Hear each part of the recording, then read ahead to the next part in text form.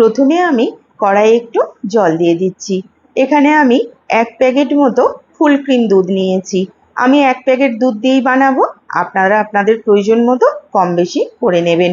দুধটা একটু ফুটে ঘন হতে দিয়েছি। এখানে আমি একটা নারকেলের হাফ মতো মালাই নিয়েছি, নারকেলটা কুড়ে নিয়েছি, দিয়ে দিলাম। তার সাথে দিচ্ছি হাফ বাটি মতো চিনি, 2 চামচ মতো মিল্ক পাউডার দিচ্ছি, আর 1 চামচ মতো কর্নফ্লাওয়ার দিয়ে দিলাম। সাথে কয়েকটা ছোট এলাচ দিয়ে দিচ্ছি। এবার একটু দুধ দিয়ে দিচ্ছি, এর মধ্যে জল দেব না, দুধ দিয়েই আমি এটা মিক্সিতে ভালো করে পিষে নেব।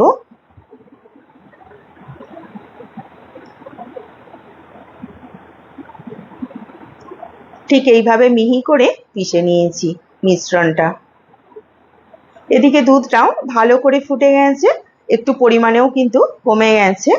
তো এবার যে মিশ্রণটা আমি বানালাম সেটা এর মধ্যে দিয়ে সাথে সাথেই ভালো করে নাড়াচাড়া করে দেব, যাতে কোনোভাবে দলা বেঁধে না যায়, আর এই দুধের সাথে মিশ্রণটা যেন ভালোভাবে মিশে যায়।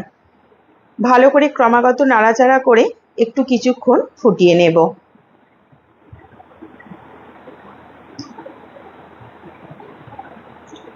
ভালো করে ফুটিয়ে নিয়েছি, দেখুন দুধটাও কিন্তু অনেকটা ঘন হয়ে গেছে। এবার এটাকে আমি একটু নামিয়ে ঠান্ডা করে নেব। ঠান্ডা করে নেওয়ার পর আরেকটু ঘন হয়ে গেছে মিশ্রণটা, এরকম ঘনত্বেরই কিন্তু রাখবো, এর থেকে মোটাও না পাতলাও না।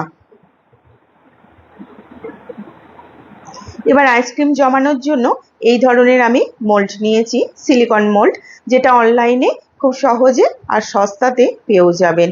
আর যদি না থাকে তাহলে এই ধরনের ছোট কাগজের কাপ, তাতেও জমাতে পারেন। এবার আইসক্রিমের স্টিকগুলো আমি এই মোল্ডের মধ্যে দিয়ে দিচ্ছি।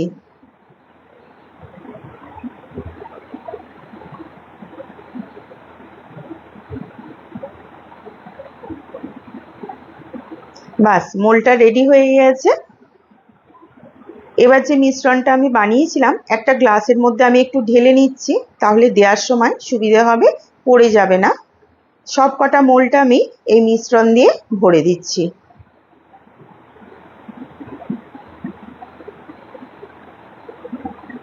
বাস, সব কটা মোল্ড রেডি হয়ে গেছে।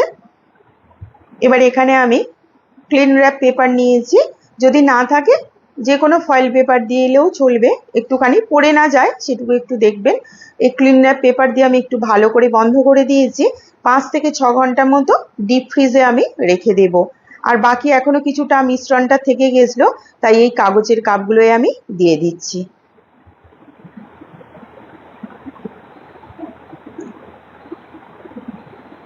উপর থেকে ভালো করে ফয়েল পেপার দিয়ে বন্ধ করে দিচ্ছি।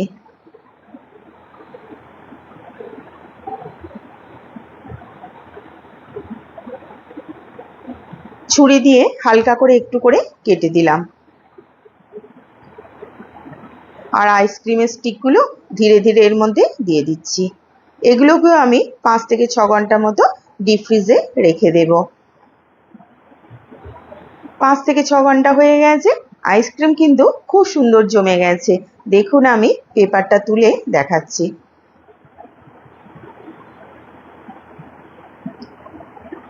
দেখুন কত সুন্দর হয়ে আইসক্রিমগুলো জমেছে। আমি এবার এই আইসক্রিমের মোল্ড থেকে ধীরে ধীরে আইসক্রিমগুলো বার করে নেব।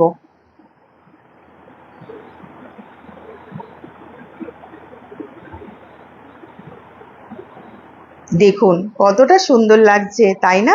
দেখেই কিন্তু মন ভরে যাচ্ছে। দেখুন একদম কিন্তু দোকানের মতনই দেখতে লাগছে।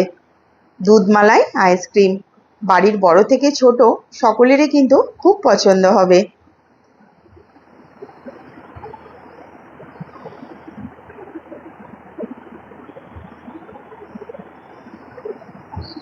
আমি কাগজের কাপে যেগুলো বসিয়েছিলাম সেগুলোও কিন্তু খুব সুন্দর হয়ে জমেছে। দেখুন আমি দেখাচ্ছি।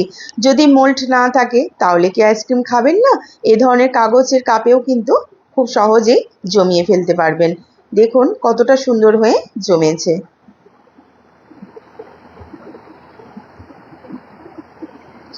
দেখুন কত সুন্দর দেখতে লাগছে, এটাও কিন্তু খুব ভালো লাগছে।